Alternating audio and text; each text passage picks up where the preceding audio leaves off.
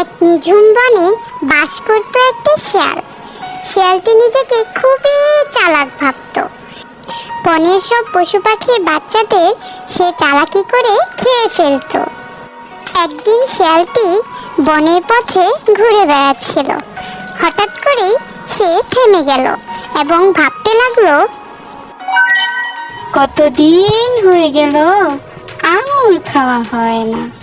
আজকে খুব আঙুর খেতে ইচ্ছে করছে, কি যে করি।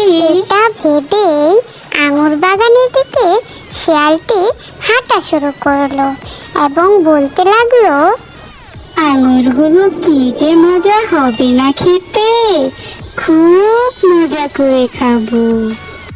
এই তো এই তো চলে এসেছি।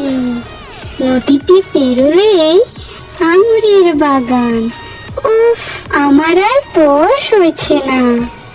এমন সময় শিয়ালটি যখনই নদীতে নামতে যাবে তখনই একটি কুমির চলে আসে। তুই তুই এখানে কেন এসেছিস? তুই চালাকি করে আমার সবগুলো বাচ্চাকে মেরে ফেলেছিস। আরে বন্ধু, ওইসব ভুলে যাও, চলো দুজনে আঙুর খেয়ে আসি। তুমি আমাকে যেতে দিলে আমি তোমাকে আঙুর পেড়ে খাওয়াবো। চুপ কর শয়তান, তুই যদি এখান থেকে চলে না যাস তাহলে আমি আমার সঙ্গীদেরকে ডাকবো। এই কথা শুনে শিয়ালটি খুবই ভয় পেল।